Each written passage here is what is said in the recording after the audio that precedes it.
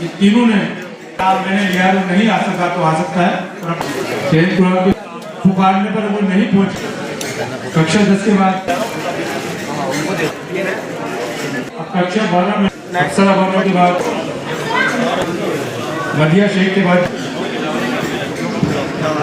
अनुशेख अंसारी के बाद हिरम नाज अंसारी के बाद माही नूर, जिससे मोहम्मद रईस,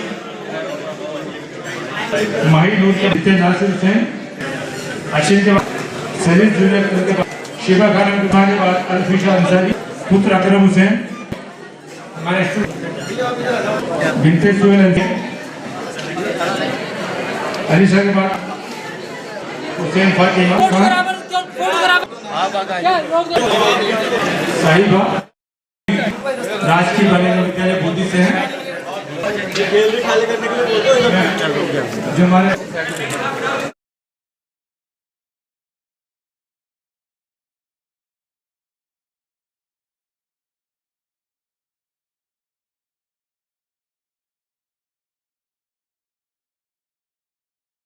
मेरे भाई और तमाम जो मंच पे बैठे हैं हमारे वीर जी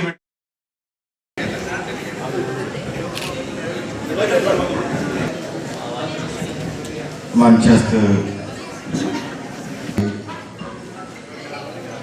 इस कार्यक्रम के सम्मानीय अतिथि आमिन पठान जी,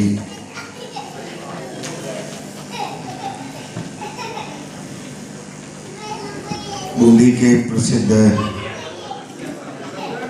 समाज सेवी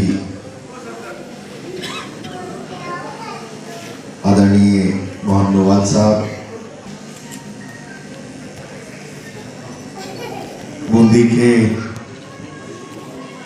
उप सभापति आदरणीय लड्डू भाई, महबूब सहरवानी जी, जुबैर भाई, मोहम्मद उमर साहब के सुपुत्र भाई हैदर जी, मंच पर इस कार्यक्रम में उपस्थित सभी महानुभाव, माता बहनें, प्यारे बच्चों, आज नौजवान घोसिया सर्किल जश्न ईद मिलादुन नबी जुलूस कमेटी बूंदी की ओर से जिला स्तरीय आल मुस्लिम हौसला अफजाई प्रोग्राम है। मैं इस अवसर की आप सबको बधाई दूंगा, शुभकामनाएं दूंगा। हमने अपनी बात को रखा है। अब मैं उर्दू को इतना समझता नहीं हूं और शब्दों का सार पकड़ में आ जाता है।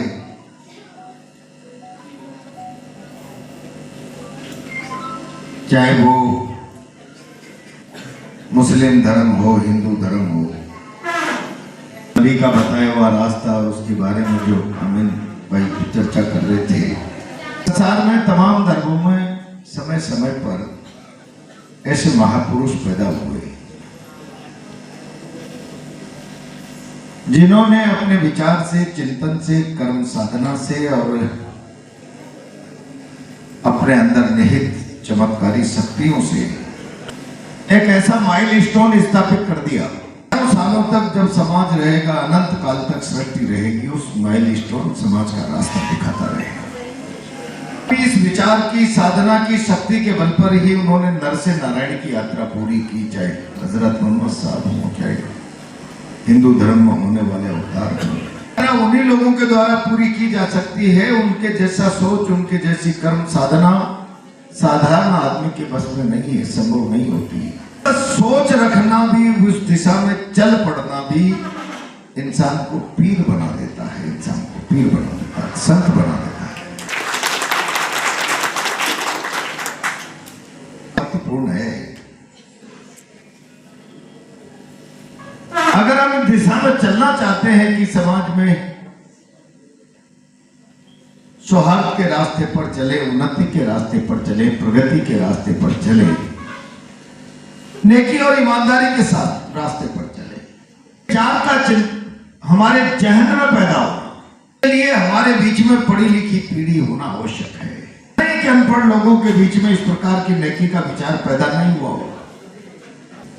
केवल इस विचार का प्रश्न नहीं, इस प्रकार का सुंदर विचार मन में पैदा करें, अपना जीवन सुंदर बनाए, समाज को सुंदर बनाए, राष्ट्र को सुंदर बनाए, तो इसका बेस केवल और केवल शिक्षा बन सकता है। और मैं जब भी कहीं इस प्रकार के कार्यक्रमों में जाता हूं बच्चों के बीच में, शिक्षा के महत्व पर क्या लंबा चौड़ा भाषण करूंगा, लेकिन एक शब्द में मैं सारी बात समझाने का प्रयास करता हूं। कभी कभी अखबारों में विज्ञापन देखते होंगे, दीवारों पर पोस्टर देखते होंगे, कई सारे व्यापार करने वाले नीम मकीन टाइप लोगों के, आइए आइए 100 तालों की एक चाबी, आइए आइए 100 बीमारियों का एक इलाज, एक मर्ज, एक दवा। अब मुझे पता नहीं कि किसी ने इतनी बड़ी कोई मास्टर की बना ली हो कि वो 100 तालों को एक साथ खोल दे। मेरे हिसाब से ये संभव नहीं है। 100 बीमारियों की एक दवा, 100 तालों की एक चाबी, हर अंधेरे में से निकलने वाले सारे 100 रास्तों की एक चाबी है शिक्षा। एक चाबी। अगर आपने बेहतरीन तालीम प्राप्त कर ली, बेहतरीन तालीम प्राप्त कर ली, शिक्षा प्राप्त कर ली, आप मान करके चलिए कौन सी किताब में लिखा है। तो जिस प्रकार से आजकल जनसंख्या का विस्तार होता जा रहा है, आबादी का भार, बेरोजगारी बढ़ती जा रही है, इसलिए तालीम को केवल और केवल एजुकेशन को हमने रोजगार का आधार मान लिया। लेकिन मैं कहना चाहता हूं ये नौकरी के लिए नहीं है। शिक्षा नौकरी एक मकसद हो सकता है शिक्षा प्राप्ति के बाद, ये नौकरी के लिए नहीं, ये तो हमारा जीवन सुंदर बनाने के लिए, हमारे अंदर जो कुछ छिपा हुआ है उसको डेवलप करने के लिए। हमने बेटियां बेटी, मैं गंभीर सवाल अपने आप सबके बीच में छोड़ना चाहता हूं, इस शिक्षा को आधार बनाइए। और विवेकानंद जी ने कहा इस बारे में, लोग विवेकानंद जी का कौन सा चेहरा समाज में उपस्थित करना चाहते हैं, मैं उस पर भी चर्चा करूंगा। उन्होंने कहा है इस संसार के तमाम व्यक्तियों में बराबर की प्रतिभा है, आवश्यकता है उसको उभारने की, उसको अवसर देने की, उसको निखारने की। सामने जो बेटियां हैं, जो बच्चे हैं बैठे हुए हैं, कोई जरूरी नहीं कि कोई IITian बने, कोई डॉक्टर बने, कोई मास्टर बने। नहीं होगी आपकी रुचि डॉक्टरी में, नहीं होगी आपके अंदर गणित को परखने की, फिजिक्स केमिस्ट्री को समझने की प्रतिभा। अगर शिक्षा ने आपको इंस्पायर किया, प्रेरित किया, और आपके हाथ में सचिन तेंदुलकर की तरह बल्ला घुमाने की ताकत आ गई, तो आप क्रिकेट के भगवान बन सकते हो अपने अंदर की छुपी। कौन जानता है लता मंगेशकर की एजुकेशन क्या है? मैं बेटियों से पूछ सकता हूं। किसी IIT के दरवाजे को नहीं देखा होगा, किसी मेडिकल कॉलेज के दरवाजे को नहीं देखा होगा, अपने अंदर छिपी हुई संगीत की स्वर लहरियों की विधा को जगा डाला और सारे संसार की स्वर सामग्री बन गई। सारे संसार शिक्षा से यह हासिल करना है कि हमारे अंदर क्या छुपा हुआ है, उसको हम किस तरीके से डेवलप करें, और डेवलप करें, इतना डेवलप करें वही हमारे कैरियर का आधार बन जाए। एक बच्चा पेंटिंग करता है छोटा सा, नजरअंदाज करते हैं, नजरअंदाज करते हैं, इसमें कैरियर नहीं है, पढ़ो लिखो। लेकिन कभी उन्हें यह अंदाजा होना चाहिए कि बेहतरीन पेंटिंग इस संसार में, एक पेंटिंग इतने पैसे में बिक जाती है कि यहाँ बैठे हुए तमाम लोगों के लिए जीवन में उतना पैसा कमाना संभव नहीं होता। जीवन का मकसद पैसा ही। आपकी आवश्यकता है कि आपने अपने अंदर जो हुनर पैदा किया है उस पर आपकी कमांड कितनी है, पकड़ कितनी है, बस आप मान करके चलिए। आपने अपने सारे जीवन को व्यवस्थित करने का प्रबंध कर लिया है।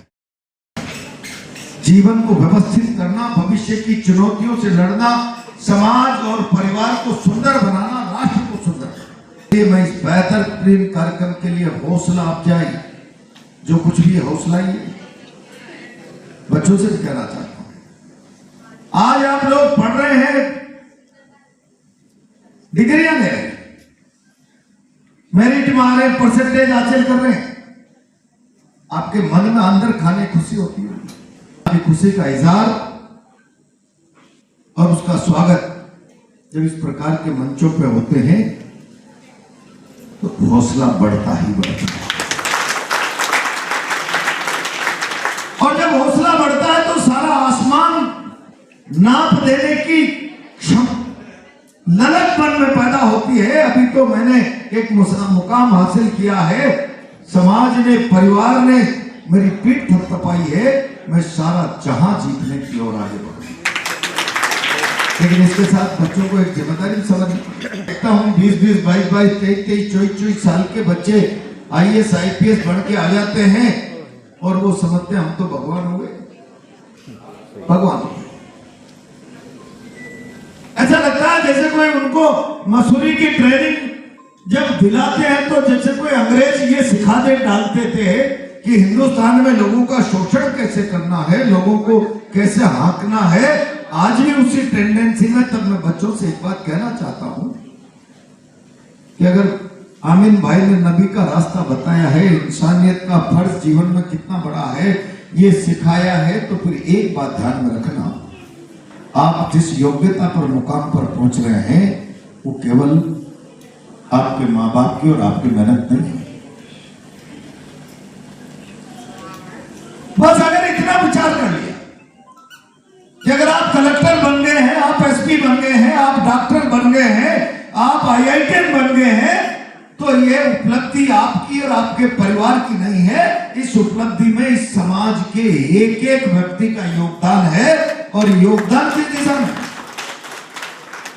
अगर इस कल्पना में भारत का एक एक बच्चा जीने लग जाए तो मैं गारंटी के साथ कह सकता हूं ये भारत दुनिया का सबसे सुंदर और बेहतरीन व्यवस्था वाला राष्ट्र है।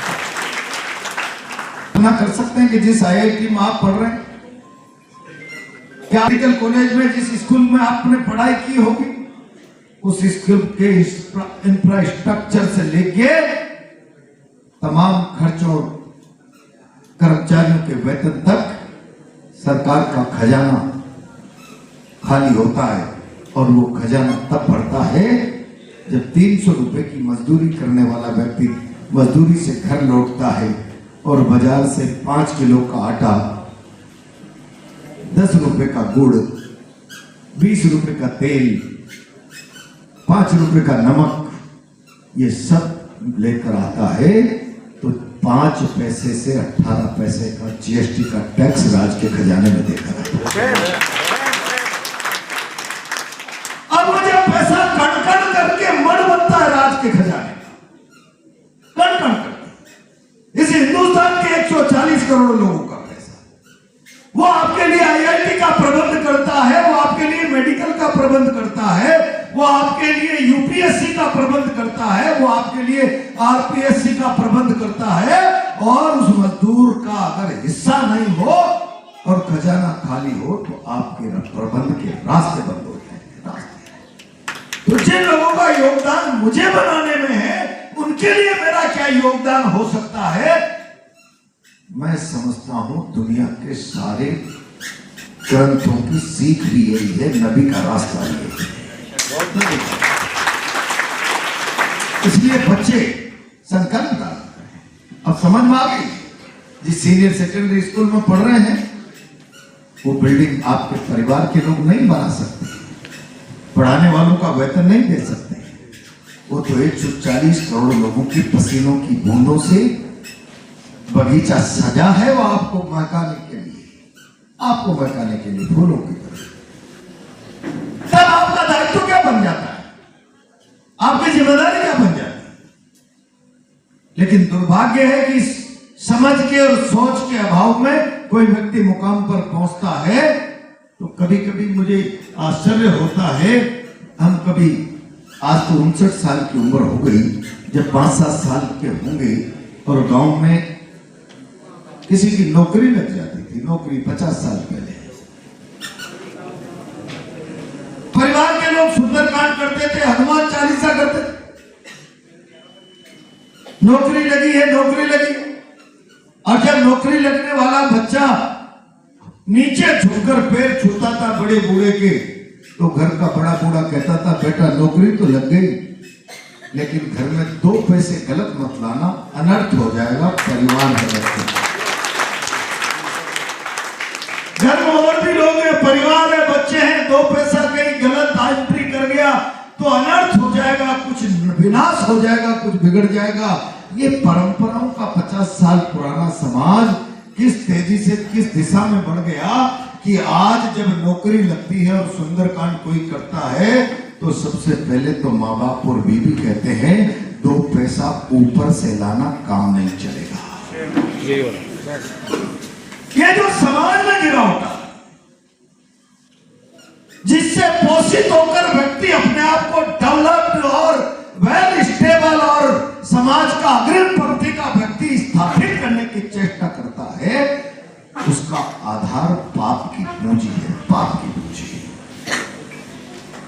जब तक ये विचार मन में आने वाली पीढ़ी के नहीं होंगे, भारत का भविष्य आप अच्छे पढ़ जाएंगे, अच्छे अफसर बन जाएंगे, लेकिन हम सुंदर भारत की, सुंदर समाज की जिस कल्पना के साथ जीना चाहते हैं, आगे बढ़ना चाहते हैं, उसमें हम कामयाब नहीं हो पाएंगे। वो 1 रुपया देता है, लेकिन उसके साथ कुछ बद्दुआ कुछ खाई भी जाती है, का सिस्टम हो गया। और इसीलिए मैं तो जहां भी जाता हूं आने वाली पीढ़ी से कहता हूं, इतना कहने मात्र पर गर्व मत करो, ये जो मेरे सामने तरुणाएं बैठी है भारत का भविष्य है, और कल का भारत ये है, सारे भारत का बोझ इनके कंधों पर है, भारत का बोझ तुम्हारे कंधों पर है। तो आत्मविश्वासी, उत्साही, हौसले से भरे हुए, हौसला अफजाई, हौसले से भरे हुए बनो। लेकिन जैसा कल का भारत आप हैं, तो जैसे आप बनेंगे वैसा भारत बनेगा।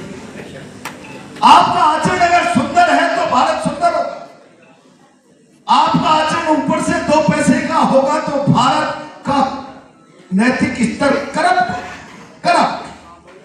इसलिए हमारे पास ये कल्पना होनी, हम कैसा समाज बनाना चाहते हैं, और इसीलिए हम जैसे बनेंगे वैसा समाज बनेगा।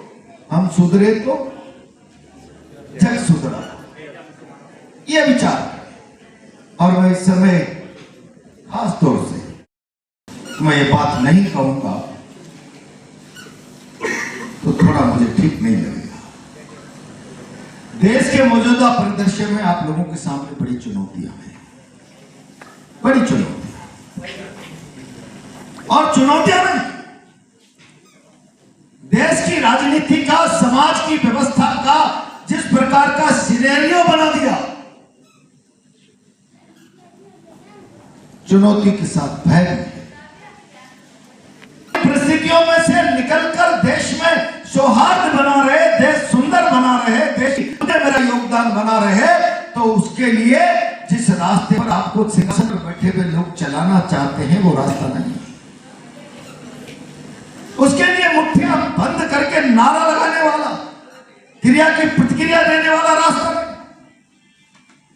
लोग चाहते हैं इसी रास्ते से उनका सत्ता सिंहासन का पायदान सुरक्षित हो रहा है, उसी रास्ते से उनका शासन में बने रहना हमेशा हमेशा के लिए मुकम्मल हो रहा है। तब फिर इस चैलेंज को कैसे देखो? सुंदर शिक्षा, अपने आप को शिक्षा के रास्ते से एक मुकाम तक पहुंचाए, अपनी व्यवसायिक मजबूती करें, अपने अंदर छिपे हुए टैलेंट को बाहर निकालें। मैं आज कोई लंबा वक्तव्य इस विषय पर सेमिनार नहीं कर रहा हूं, लेकिन मैं बच्चों से बीच में बोल रहा हूं तो इसको चर्चा करना मैं लाजमी समझता था, इसलिए मैंने कहा कभी एक्सक्लूसिव इस विषय पर बात करूंगा तो फिर मैं सारी बात करूंगा। क्या है वो केवल अशफाकुल्लाह खान का अपमान नहीं है, वो आधुनिक भारत के अब्दुल हमीद का भी अपमान है। पर इन परिस्थितियों में क्या होगा? आदमी इसका हिस्सा बन जाए, समाज इसके हिस्सा उनको ठीक किया जा सकता है, उनसे अनुनय विनय किया जा सकता है, रास्तों का निर्माण किया जा सकता है, ये सियासत का रास्ता बन जाए और सियासत इसमें शामिल हो जाए, तब फिर देश के सामने चुनौती, संकट की चुनौती है। अब इसे पार पाना कोई मुट्ठी बांधने की मानसिकता नहीं, रिएक्शनरी मेंटेलिटी नहीं, अपने आप को व्यवस्थित, सुंदर, शिक्षित और बहुत बेहतरीन इंसान के रूप में निर्माण करना, मैं समझता हूं इस चिंतन के साथ आज जितने भी बच्चे हैं, मैंने कहा कि आपको बना रहे हैं, कौन बना रहा है? एक एक व्यक्ति का योगदान है। आप जो कुछ भी बने, आप पढ़ भी रहे हैं तो मजदूरों का भी योगदान है। जब कोई सड़क पर किनारे कोई शराबी भी पड़ा है तो वो 50 रुपए के क्वार्टर में से सरकार के खजाने में 3 रुपए दे के आया है, जिसमें आपकी व्यवस्था की हिस्सेदारी बन गई, प्रबंधन है उसकी। एक एक व्यक्ति का योगदान हिंदुस्तान के हर व्यक्ति के निर्माण, जब हम परस्पर एक दूसरे के निर्माण की व्यवस्था के भागीदार हैं तो फिर हमारे अंदर ऐसा आत्मीय भाव और ऐसे रिश्ते खड़े होने चाहिए, वो होंगे मनसा वाचा कर्मणा, मन कर्म वचन की दिशा एक, बोले तो कुछ और ऊपर का 2 पैसा चाहिए, नहीं समझता, बोले कुछ और, मैं अपनी प्रतिभा से आगे बढ़ाऊं। IIT अगर बॉम्बे से देश के गरीब के पैसे से खड़ी नहीं होती, इंफ्रास्ट्रक्चर और इतना बड़ा स्टाफ और रिसर्च सेंटर पैसे से नहीं होते, तो क्या घर बैठे IIT करा लेते आप अपने बच्चे? इसलिए उन सब में देश का योगदान है। मेरे लिए मेरा देश, मेरे लिए मेरे देश का एक एक व्यक्ति पहले है, प्रायोरिटी है, और मैं व्यक्ति को, देश को अपना परिवार मानकर, जिस तरीके से मेरे माँ बाप को अपना परिवार मानकर चलूंगी, वैसे देश के एक एक व्यक्ति को, चाहे गरीब हो, अमीर हो, मजदूर हो, मैं अपना परिवार का हिस्सा मानकर चलूंगा।